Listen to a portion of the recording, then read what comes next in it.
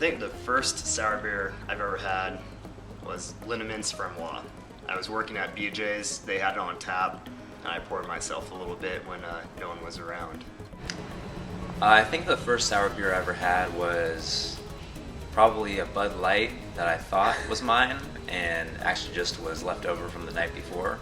My first sour beer was a Cuvée de Tommy. I bought it at the Solana Beach Pizza Port. I was I don't know, it's probably my first year of law school. The first sour beer I ever brewed was the original homebrew batch of Oud Tart when I was about 17 or 18 years old. The first sour beer I brewed was an early version of Oud Tart. I think that was before we even had a name for it. It was just Flemish Red. So the first sour beer I brewed was an English mild. It was a homebrew that turned sour. Wasn't not terrible, not very complex. You know, it was turned sour after about 2 months. So there really wasn't any funky character to it. It was just kind of sour and a little malty. Yeah, I didn't share that one with my friends. You can make a beer sour a bunch of different ways, but if you're trying to do it on purpose, you're usually using lactic acid producing bacteria, which the top two most common ones are lactobacillus and pediococcus. Lactobacillus, there's acetobacter, these sort of bacteria take sugar and they convert that into acid. Per recipe, per beer, it really depends on when we add the bacteria to the beer. You can add the bacteria at different points, but most people like to do it in what's called secondary fermentation. We've done it two ways. We've done it adding bacteria at the very beginning of fermentation along with yeast, Brettanomyces, a wild yeast strain. Sometimes you want a more neutral ferment, and then you add the bacteria or the Brettanomyces towards the end of the ferment or at the end in the oak barrel itself. It really depends on the flavor we're trying to get or what we're trying to do. You know, both ways seem to work really well. It's kind of depending on the circumstances of the time.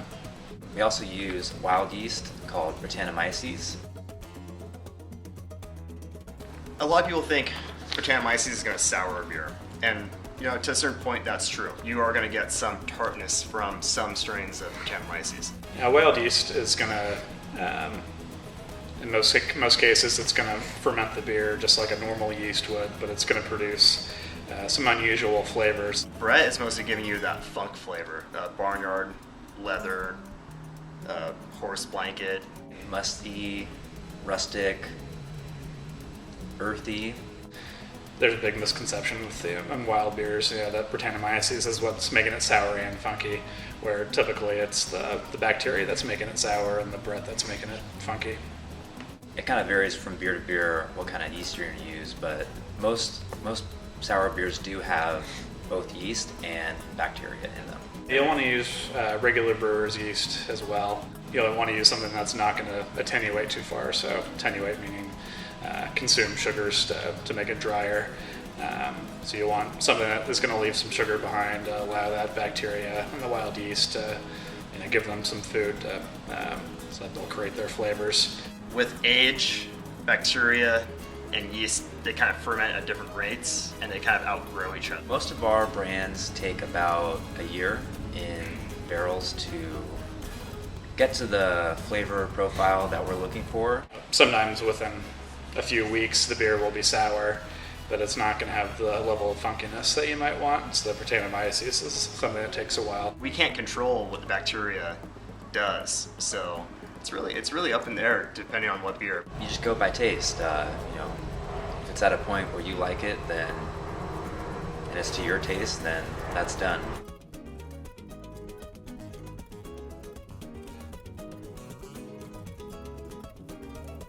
So right now we're focusing more on putting bacteria, Bretts, pretty much anything like that in an oak barrel itself. An oak barrel is kind of like where the sour beer grows up. Oak is kind of the traditional vessel for aging sour beers. The wood provides a good environment for that bacteria to harbor in, even Brettanomyces. So they're able to actually live in the pores of the wood. And when there isn't when there isn't sugar available for them in the beer, they are able to live off of the wood sugar in the barrels. Flavor-wise, it's going to impart oak flavor, obviously, from the barrel. We'll have a certain amount of flavor from what used to be in the barrel. So for us, mostly that's red wine. Occasionally it's bourbon. And then over time, a little bit of oxygen will seep through the pores of the barrel, and that will influence the way the yeast and bacteria work and develop more sour flavors in the beer.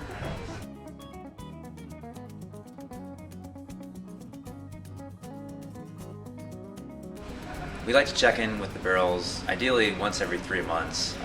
You don't really have to check them too often because it does take such a long time for them to mature, but a lot at the beginning and less as the beer continues. When a beer is ready to be bottled, we'll taste pretty much every batch within a certain time frame. We start with a certain list of beers that are maybe 6 months to a year and a half old, and we'll sample all of those batches. We'll kick out any that we don't like right away and bring that list back down. Once we have a smaller list, we actually will take each oak barrel and blend it into one flask. You can take certain barrels in and out, increase the ratio of one versus another. We start mixing them together until we find the best combination possible. Sour beers have always been kind of the ultimate challenge in my mind of beer making. There's a lot of different processes going on that I don't think brewers truly have yet grasped or understand. Kind of let nature take care of itself. So I always thought that would be kind of the most fun thing about owning a brewery. It's just kind of the challenge of making a good beer with using bacteria.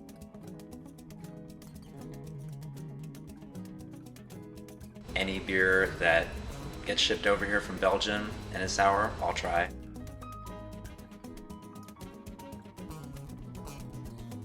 There aren't that many, Belgian like true lambics that I don't really enjoy.